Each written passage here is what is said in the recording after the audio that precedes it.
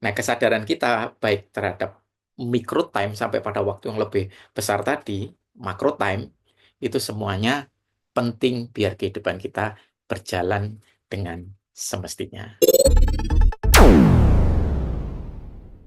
Assalamualaikum warahmatullahi wabarakatuh. Salam sejahtera buat kita semuanya, para pemirsa Rudi Cahyo TV Psikologi. Masih di acara Jalan Penuh Makna yang senantiasa membahas tentang fenomena, peristiwa, problem sehari-hari kita dari sudut pandang psikologi.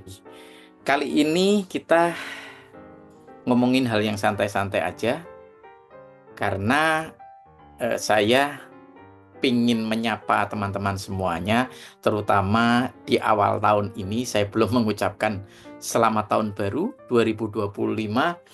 Semoga apa yang kita semuanya impikan, kita semuanya inginkan, atau yang menjadi visi dalam hidup kita, setahap demi setahap bisa kita capai di 2025.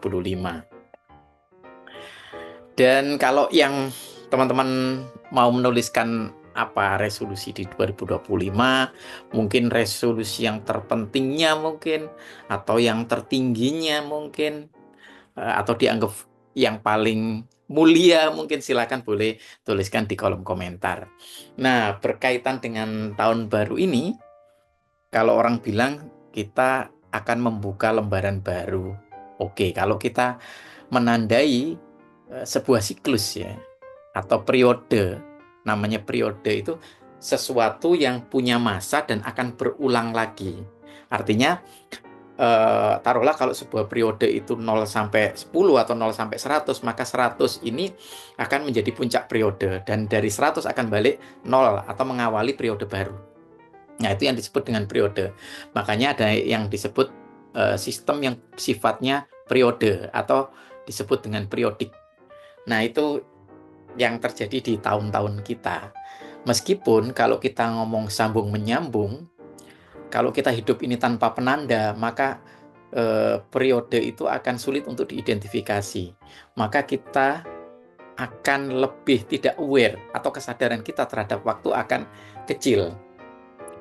Misalnya nyambung terus gitu ya. Karena kan kalau disambung terus dari Desember tanggal 31, terus kemudian jadi Januari tanggal 1, kalau itu tanpa identifikasi bulan, tanpa identifikasi tahun, maka ya kehidupan kita akan terus berjalan apa adanya. Maka dari itu, variabel waktu itu punya peran dalam memberikan warna, memberikan rasa, dan memudahkan kita dalam memikirkan hidup kita, membuat perencanaan, mengevaluasi apa yang sudah tercapai, mengevaluasi apa yang perlu ditingkatkan. Itu akan lebih mudah dengan ada awareness kita terhadap waktu. Kalau tidak ada awareness terhadap waktu, maka yaitu tadi, kita tidak akan punya perencanaan, hidup kita akan lempeng, berjalan begitu saja. Dan cara manusia untuk lebih aware terhadap waktu, maka manusia biasanya akan mengidentifikasi penanda-penanda.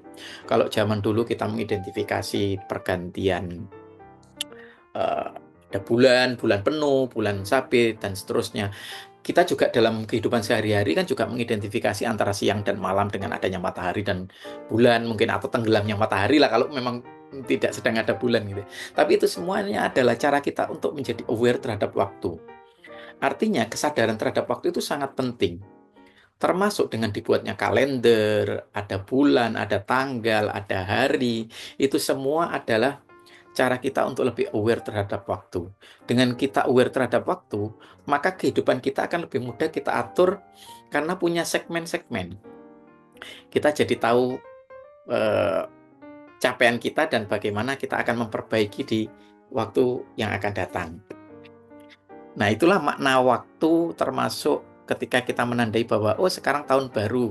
Berarti artinya kita akan mengevaluasi apa yang sudah kita lalui, yang sudah kita capai, dan apa yang masih harus diperbaiki, dan apa yang masih belum tercapai, dan kita akan upayakan di tahun yang akan datang. Nah, itu eh, makna kita tidak hanya terhadap tahun baru ya, tapi makna kita terhadap waktu. Sehingga minimal paling tidak, kalaupun kita kemudian ada yang nyinyir gitu ya, nyinyir dalam artian bikin resolusi paling besok tahun depan juga bikin lagi resolusi yang sama belum tentu kecapai. Ya, tidak seluruhnya apa yang kita rencanakan itu bisa tercapai. Dan ketika kita punya resolusi, meskipun bukan bikin perencanaan yang sangat kompleks gitu ya, atau sangat detail, rigid, tidak harus seperti itu juga. Tapi ketika kita punya keinginan dan kemudian itu kita tempelkan pada variabel waktu, berarti kita punya kesadaran untuk mencapainya atau berupaya untuk mencapainya. Apakah upayanya kecil atau mungkin ogah-ogahan, malas-malasan, itu hal yang berbeda. Tapi dengan kita punya resolusi, punya harapan, itu paling tidak kehidupan kita itu terus berjalan. Ya, begitu pentingnya ya, saya sekali lagi tekankan begitu pentingnya kesadaran kita itu terhadap waktu. Kalau dalam kehidupan sehari-hari mungkin orang awam mengatakan bahwa kesadaran terhadap waktu itu akan membuat kita lebih komit terhadap apa yang kita rencanakan, kita jadwalkan, terus kita bisa mengingat atau membuat reminder untuk jadwal-jadwal yang akan kita lakukan. Nah, mungkin kalau dalam kehidupan sehari-hari, dalam skup yang sempit, kesadaran terhadap waktu itu sangat berfungsi untuk kehidupan sehari-hari atau aktivitas seperti itu ya. Untuk rutinitas lah, itu penting. Ya memang tidak semua orang bikin jadwal secara tertulis, secara rigid, tapi paling tidak dia tahu kan, misalnya, oh ini jam sekian waktunya berangkat kerja, jam sekian, oh waktunya mandi, jam sekian waktunya sholat, jam sekian waktunya makan gitu. Itu semua akan membuat apa yang kita lalui itu jadi punya penanda-penanda. Nah, penanda ini membuat setiap aktivitas itu akan terkesan atau akan punya indeks.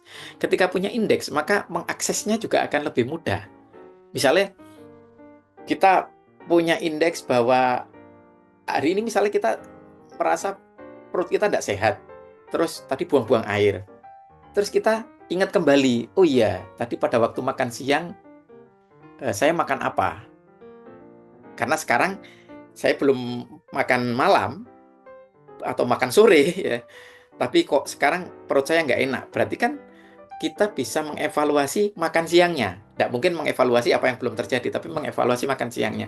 Dan ketika kita melakukan itu berarti ada cantolan atau kita menempelkan aktivitas atau kejadian itu pada waktu. Dan tidak mungkin itu loose atau lepas dari waktunya. Nah, itulah sangat pentingnya variabel waktu. Membuat apa yang kita jalani, kehidupan yang kita jalani ini jadi punya greget, punya rasa. Nah, hanya saja rasa itu bisa positif, bisa negatif.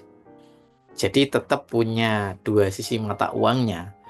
Jadi orang yang punya kesadaran terhadap waktu atau mengikatkan diri terhadap waktu, mungkin satu sisi kalau kita ngomong positifnya, jadi lebih komit terhadap aktivitas, terhadap perencanaan. Tapi di sisi yang lain, bisa jadi waktu ini semakin mengikat dan kemudian orang jadi punya keharusan-keharusan. Bahkan kalau dia tidak bisa memanage waktu tersebut, hanya mengikatkan diri saja dengan waktu, maka dia akan dikontrol oleh waktu dan justru maka akan dikejar-kejar oleh tuntutan-tuntutan yang terkandung dalam waktu-waktu itu. Dikejar deadline lah, dikejar program, dikejar keharusan, kewajiban tiap hari, dan seterusnya. Jadi bukan kita yang mengelola waktu, justru kita dikontrol oleh waktu kita. Dan kesadaran kita terhadap waktu itu karena sangat penting, maka kita dibantu membuat penanda-penanda tadi.